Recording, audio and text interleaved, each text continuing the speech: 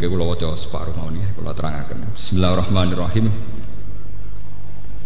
Terus niki termasuk napa nggih ngaji spesial karena dalam tradisi Islam wonten wulan Muharram sekawan nggih dimulai Dzulqa'dah, Dzulhijjah kalian napa Muharram. Jadi salasun mutawaliyatun nggih Dzulqa'dah, Dzulhijjah napa Muharram, terus yang satu beda nggih niku Rejab. Terus dalam tradisi Islam wonten minha arba'atun hurum dimulai napa Dzulqa'dah, Dzulhijjah, Muharram, terus yang satu sendirian gini napa Rejab. Terus ada satu lagi bulan istimewa gini napa Ramadan. Sing perlu jenengan ngertosi ngeten. Terus dalam 4 bulan suci itu ada ritual-ritual suci. Ini ku Dzulhijjah gadah musim haji. Nggih, Muharram gadah peristiwa-peristiwa kenabian secara global ngene mulai Nabi Adam ngantos Nabi Muhammad. Rejab wonten Mi'raj nggih, wonten apa? Mi'raj. Mun kula terangaken terus niki kula terangaken ngangge khas ahli Al-Qur'an, khas ahli Qur'an.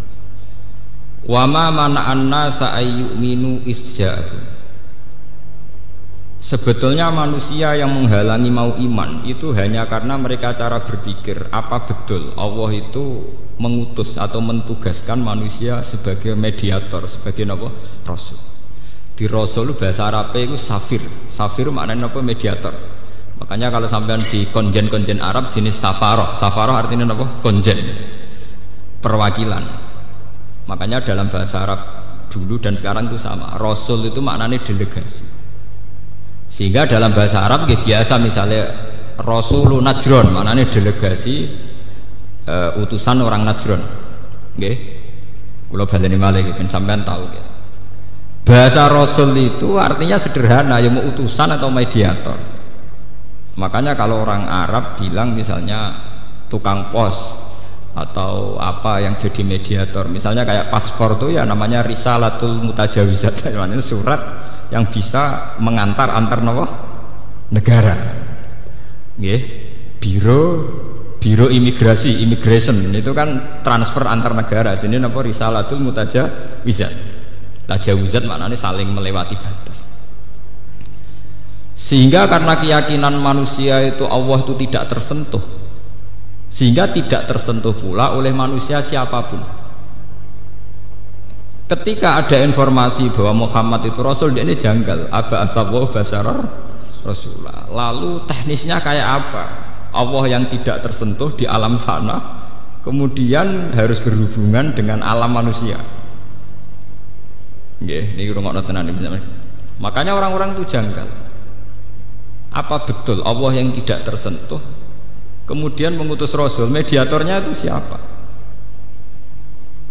Lah cuma manusia itu punya kenaifan sendiri. Nggih niki rungokno tenan. Mulane ciri utama Rasul atau ulama atau wali mung sitok ikhlas. Usah gendho kaya apa nek ikhlas jek mlebu swarga. Timbang soleh tapi ora napa? Ikhlas. Sing ora iso mlebu swarga. Dikaya kula niku kriminal kaya apa nggih ikhlas jek mlebu swarga awal wis. Tapi nek saleh kaya apa ora ikhlas iku ora iso mlebu swarga. Sampeyan tak tunjukkan kuncinya. Kenapa bisa demikian? Ngeten. Pertama kali Rasul jadi Rasul, yang menciri khaskan dia seorang Rasul itu hanya satu, yaitu ikhlas. Karena logika ikhlas ini yang nanti menyambung atau menjawab kejanggalan pertanyaan tadi. Apa betul Allah yang tidak tersentuh, yang di alam lain, yang beda semuanya dengan kita, kemudian punya hubungan spesial dengan manusia yang bernama Rasul? Caranya itu kayak apa? Sehingga manusia ya ngomong kafir gitu pinter, takokane gitu. Kalau kamu Rasul harus disahkan oleh malaikat, dilegalkan oleh apa?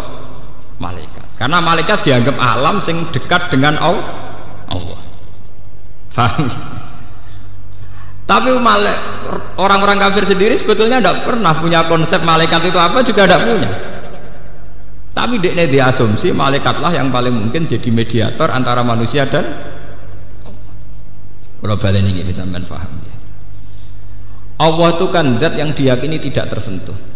Zaman jahiliyah wong nak nyebut Allah itu manfis sama, orang yang tidak tersentuh, adanya di langit. Pokoknya dengan segala titah kebesarannya Allah itu tidak tersentuh. Lalu ketika ada seorang menganggap dirinya sebagai rasul tentu janggal. Lewat apa? Ini ngrungokno tenan. Akhirnya mulai zaman Nabi Adam, terutama era Nabi Hud, Nabi Soleh, mesti orang-orang kafir itu semuanya bilang abasaru yahdunana. Apa betul manusia itu bisa bawa nopo? Hidayat. In antum illa basarum misluna. Tenggene surat Yasin, kamu ya manusia kayak kita. In antum illa basarum misluna. Sebagian ayat in antum illa basarum mislukum, semuanya kayak manusia, kayak kita. Kenapa kamu menganggap diri kamu rasul, saya tidak? Wong sama-sama berhubungan dengan Allah Subhanahu wa taala. Ini ngrungokno tenan. Lah kenapa tadi saya mengatakan sebab itu ciri utama rasul itu hanya satu, yaitu ikhlas. Cuma manusia ini naif ketika menyoal demikian, tingkat rasionalnya demikian, manusia punya kenaifan. Lho janggale apa nak Nabi Soleh itu ngaku rasul? Janggale apa nak Nabi Hud itu ngaku rasul? Janggale apa nak Nabi Muhammad ngaku rasul? Toh syariate, toh ajarane muk sitok, wong kon nyembah Allah. Kecuali Muhammad ngongkon, aku iku rasul, mulane hormati lan sembah. Aku iku rasul, mulane golekno bojo, golekno dhuwit. Aku iki rasul, mulane hormati. Kalau itu kelihatan salah karena mengatasnamakan Allah, kemudian yang untung dia secara pribadi. Kalau baleni malih. Sebab itu tenggene surat Yasin di semua Al-Qur'an, ciri utama rasul itu pasti pertama itu la ilaha illa ana fa'budni. Ittabi'ul mursalin, ittabi'u man la yas'alukum ajr. Karena ketika manusia menyoal kenapa ada rasul sementara Allah tidak tersentuh, penyoalan manusia begini ini bisa terjawab. Lho kowe kok janggal wong iku dadi rasulullah. Wong syariate lan ajarane ya mung sitok, wong penyembah Allah Subhanahu wa taala. Wis ngono hakikate secara lahir Nabi yo disiksa, diintimidasi dan sebagainya. Toh tetap ngendikan kamu harusnya nyembah Allah Subhanahu wa taala. Mulane kula niku seneng, nganti mati nggih seneng. Mbok dadi kiai rapati mulya nemen-nemen niku seneng. Piye wae ciri utama ikhlas iku nak wong balik ning pangeran. Nasib kula wis ngeten-ngeten mawon niku mun maksimal. Ana sing hormat, ana sing percaya loro telu men sedengan to. Kula nu kakean. Musala mun kakean to. Kakean tambah dadi hijab. Kakean dadi napa? Hijab. Kula nu umpama sing seneng siji loro men sedengan. Standar napa? Standar ada bagus. Dan niki kula crita nggih niki mergo niki penting zaman akhir. Kula cerita detail secara ilmiah. Manusia itu mulai zaman Nabi Adam sampai kiamat itu punya asumsi. Asumsi ini kemudian oleh orang-orang Arab disebut malaikat. Sebelum ada Rasul pun mereka menganggap ada makhluk yang namanya malaikat yang lebih layak jadi mediator antara Allah dan manusia, bukan sama-sama manusia. Orang Cina punya terminologi itu dinamai dewa dewi. Zaman Yunani kuna sebelum Masehi juga ada dewa dewi. Jawa kuna juga iya. Untuk yang kejahatan jari Bathara Kala dan sebagainya, untuk yang apik jari resi siapa. Wong Islam di Nabi Khidir, wong gone pewayangan duwe sapa Dewa Ruci sing manggon yoga napa sego. Sama, semua terminologi paham agama itu sama, istilah-istilahnya sama. Ya istilah-istilahnya apa? Sama. Ketika orang Arab bilang Allah itu harus satu, orang Jawa sudah bilang Sahyang Widi, zat yang serba apa? Esa. Makanya ketika Imam Ghazali menemukan bahwa Tuhan itu ada, itu bukan prestasi Islam. Semua dasar watak manusia itu tetap menemukan bahwa alam ini punya Tuhan. Sehingga dari awal Islam mengatakan agama Islam itu agama fitrah, agama yang sesuai kodrat manusia. Kodrat manusia itu apa? Yaitu meyakini bahwa di alam raya ini pasti ada Tuhan, ada penguasa. Paham ya? Menamakan Tuhan sebagai Allah lah itu yang baru ciri Islam ya. Menamakan Tuhan sebagai Allah itu ciri apa? Islam. Tapi kalau sekedar alam raya ini ada penciptanya, ada Tuhannya, itu keyakinan semua, kepercayaan. Kemudian Kristen menambah itu Trinitas, yaitu ada Tuhan Bapa, Tuhan Ibu, Tuhan Anak. Di zaman Yunani namanya Logos atau Logos itu. Terus zaman filsafat disebut akal awal, akal sani, akal apa? Salis ini teori-teori filsafat. Dalam Islam itu dikenal namanya Allah. Tapi dengan segala gelarnya Tuhan, dengan segala status Tuhan, manusia itu tidak yakin bahwa antara manusia dan Allah itu ada mediator. Lah ini sudah diperkara. Kok iso wong kenal pangeran terus untuk wahyu kok pangeran untuk tahu carane piye? Lah berhubung cara mulai dhisik misteri, maka banyak orang yang memberanikan diri ngaku jadi rasul. Semulai Lia Eden sampai Ahmad Ulam bin Mirza sampai dukun-dukun sing mujarab. Karena hubungan manusia dengan Allah itu ora tahu jelas. Paham ya? Orang tahu apa? Jelas. Yang memperjelas hubungan itu hanya satu. Ini yang disebut di Quran. Ciri utama maka nali basyarin ayyutiyahu wahul kitab wal hukma wan nubuwah summa yaqula linnas kunu ibadalli walakin kunu rabbaniyin bima kuntum tu'allimunal kitab wa bima kuntum tadrusun wala ya'murakum an tattakhidul malaikata wan nabiyyina arbaba. Mulane kula niku ndonga terus mbek pengiran. Kula niku bejo nganti mati ku nak rapati mulya. Tapi ngeten iki ayat ngeten mboten populer. Cara rawuh mursyid kula dibengkolan tenan. Ya cuma nak bengkolan kula ya kuwalan tenan. Kira-kira nggih keramat kula nak urusan ayat niku keramat kula.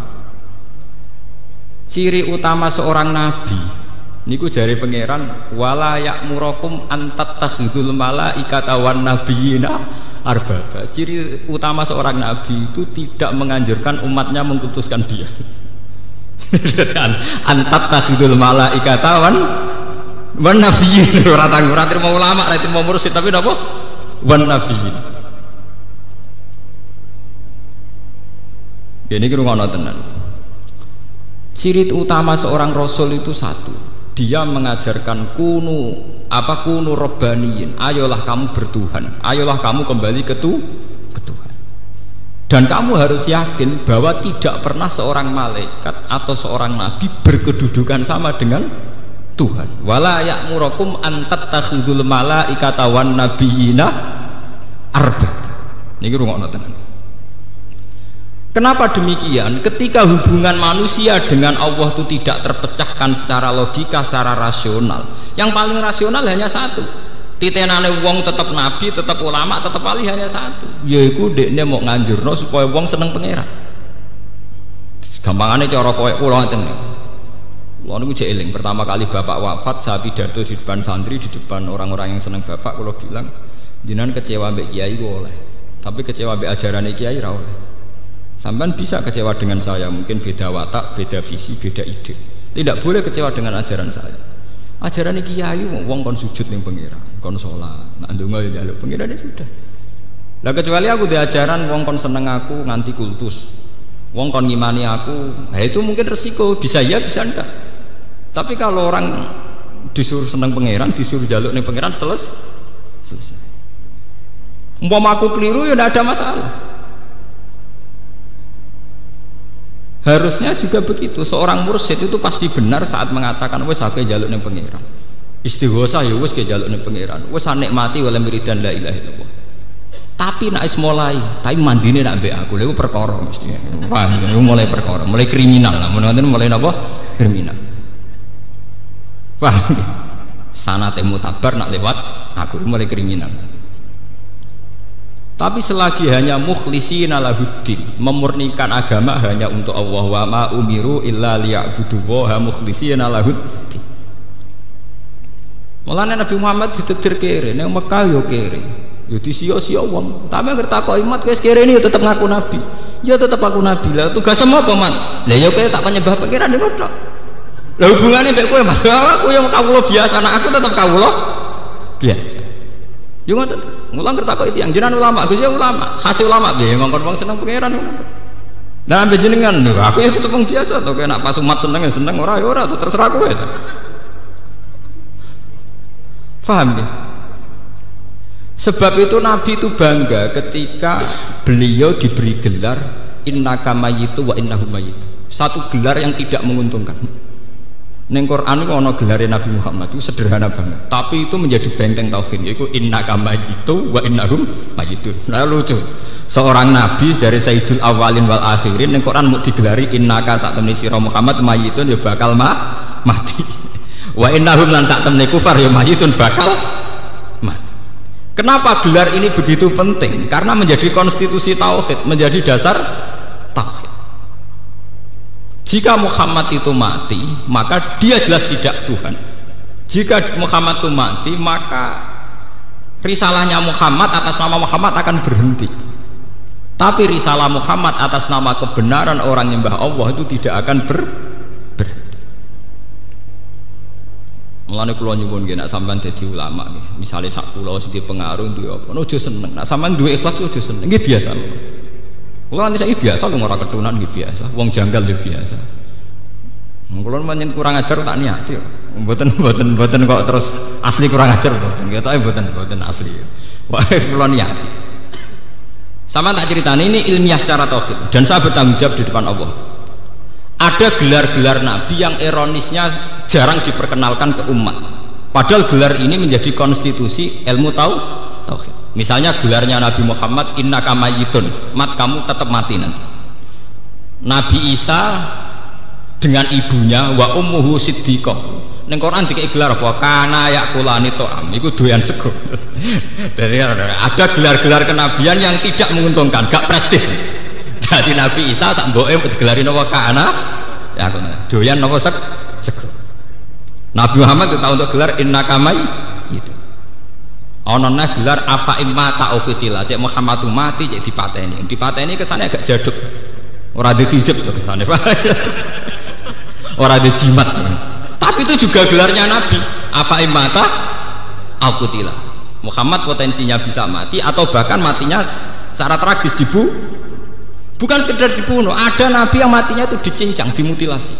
Jadi Nabi Yahya bin Zakaria itu matinya dimutilasi. Orang itu mau mati biasa, dimutilasi. Tanyakan para pakar tarikh, matinya Nabi Zakaria apa? Dimutilasi, dicincang oleh orang Yahudi. Sampai Quran kalau ngeritik orang Yahudi, wa yaqtulunal anbiya bi ghairi apa? Hak ini Nabi Yahya, Nabi Zakaria itu matinya dicincang, dimutilasi. Tapi gelar-gelar ini oleh para nabi itu bangga. Karena apa? Semakin ada gelar-gelar kemanusiaan, maka semakin kental bahwa yang Tuhan itu hanya Allah. Yang hebat juga hanya Allah. Sebab itu Nabi Isa dengan tanda kutip ono kecelakaan. Dia ini dikai mukjizat nguripno wong mati gelem. Akhirnya kepleset malah dianggap pengen. Mana Nabi Muhammad gak tertarik dengan mukjizat. Nabi gak tertarik mukjizat sing rawan melesetno ora tertarik. Yo kesopanan dadi hukum. Ajaran ini nak ditabuk pipi kanan dikai pipi kiwa. Ora tau ngecewakno wong. Sampai kaume wong kok sempurnane ngono. Nak anake pangeran ra mungkin. Gara-gara terlalu napa? Sempurna. Oh Nabi Muhammad itu nemen. Lha sampean tak critani. Nabi Muhammad itu dadi nabi sakwise gagale Nabi Isa dadi nabi. Yaiku dekne kepleset nganti diarani Nabi Muhammad itu saking nunjukno nak beliau itu manusa. Iku sering pidato ambek dahar. Hal yang mungkin tidak diperkenalkan para kiai karena wedi jatuh muruah. Nabi itu sering nih jazahno lafaz-lafaz sakral beda. Fana hasanah satan. Wa inni a'taitu lahu ziro asatin wa huwa a'jabu ilaihi. Fana hasahunah satan. Nabi ketika tak beri sampil kambing itu suka sekali. Beliau nyokot saking senengnya Lahab. Dan saat Lahab itu beliau bilang ana sayyidul awalin. Saya adalah orang paling hebat mulai dulu sampai sekarang. Itu pas sampai dahar. Jadi Nabi itu sering bicara sakral justru pas sampai nopo dah. Sehingga itu dikenang oleh para ulama selain Siddiq Tablek Amanah Fatomah ditambahi Al-A'rad Al-Basariyah bahwa seorang Muhammad juga punya sisi kemanusiaan, termasuk beliau juga makan, minum, nikah dan sebagainya. Ternyata sifat-sifat ini menguntungkan secara institusi tauhid. Karena semakin seorang Nabi kental basariyahnya, semakin beliau hanya didudukkan sebagai manusia. Yang didudukkan sebagai Tuhan hanya Allah Subhanahu wa taala. Dan itu menguntungkan secara dakwah napa? Tauhid. Nggih. Paham? Lah Nabi Isa mboten kekhusyuan. Bener terus dadi ora tau salah, ora tau ngecewakno wong. Mulane Nabi Isa satu-satunya nabi sing kena audit carane dadi nabi ku diaudit. Mergo kesakralan. Mulane kula mau dadi wong sakral tenan malah kena audit. Nabi Isa itu satu-satunya nabi yang cara dakwanya diaudit pangeran. Ini tenggene surat Maidah Nabi Isa ditakoki. Wa iz qala Allahu ya Isa, a anta qulta lin nasi takhuduni wa ummiya ilahi ini min dunillah. Salem dakwah ku piye kok akhirnya disembah ku piye? Kok nang kowe sing ngajarno iku. Dadi Nabi Isa satu-satunya nabi sing sampeyan ketemu pangeran ditakoki aan takul talit nasik takhiguni wa umya ilahi ini mintu. Kowe ku piye kok malah takon dadi nabi ben wong nyembah aku malah nyembah kowe iku piye? Iku tugale wong kon nglamar malah entuk sing dikokak. Kowe ku piye cara dadi nabi ku piye? Iku Nabi Isa tok. Lan nek aja kaget nek ana ulama kadang umat jazab iku ana ilmune, jazab ku ana ilmu. Kayak tak terangno ilmu tuwa. Lan akeh kiai-kiai top akhirnya kadang sak enake dhewe. Wong kenal Balim Klaten niku liwat miso ya. Kayak ketemu wong muni kakeane. Ya kayak gini. Bahasan mangli wong ngenang perkara anak bangga ana tamu langit dijedor kono ora usah pertama aku. Akeh cerita-cerita orang yang dikenal wali sak urip-uripe miso iku ana ilmune nggih. Sampeyan ora usah niru ora wali. Tapi ana ilmune. Oh, sak kula mawon nek kurang ajar tak ilmu. Nggih. Mboten ngaji ilmu tuwa ben ngerti sampeyan. Karena secara konstitusi tauhid lebih menguntungkan kalau seorang nabi menonjol sisi basariyahnya ketimbang sawangane sakral kemudian menyentuh level paling ekstrim yaitu nanti takut dianggap Tuhan. Paham ya? Nabi keliru-keliru, Nabi Musa keliru-keliru, budak Fir'aun melayu tenan. Nah ada para pangeran lho apa melayu bareng. Paham ya? Ya melayu tenan terbirit-birit tenan. Wah ketara manusia melayu tenan. Ketika ngadepi Saharatu Fir'aun nggih fa'auja safi nafsi khifatam Musa ya meriang tenan. Paham ya? Nabi Muhammad gini. Jadi Nabi Muhammad itu jadi nabi 600 tahun setelah kegagalan Nabi Isa jadi nabi. Yaitu Nabi Isa gagal malah dianggap pangeran utama. Iku tunggali misalnya kados kula sebagai ulama Quran, wong luwih seneng Gus Bak timbang seneng Quran iku gagal. Tapi nak wong dadi seneng Quran mbek aku biasa-biasa wae aku sukses. Napa? Sukses. Soale wong seneng Quran perkara tak ulang ngaji aku. Bariku mbek aku biasa-biasa wae sukses berarti. Paham ya ana sing tak curiga, ana sing ora percaya, sukses berarti dadi ulama napa? Sukses. Lha ini tenan ilmu tuh. Karena saya tetap sebagai basariyah dan Quran tetap pada posisi yang paling sakral. Lain awalian, wajib Quran rawa enak nara bagus banget. Quran jadi sifati enak. Oh gagal berarti kiai berarti gagal. Wah, ini tenan betul. Ada sih kasusnya karena bisa. Dia ini sukses jadi wong sempurna malah dianggap anaknya pangeran. Pangerannya sing ngangkat malah disaingi dia.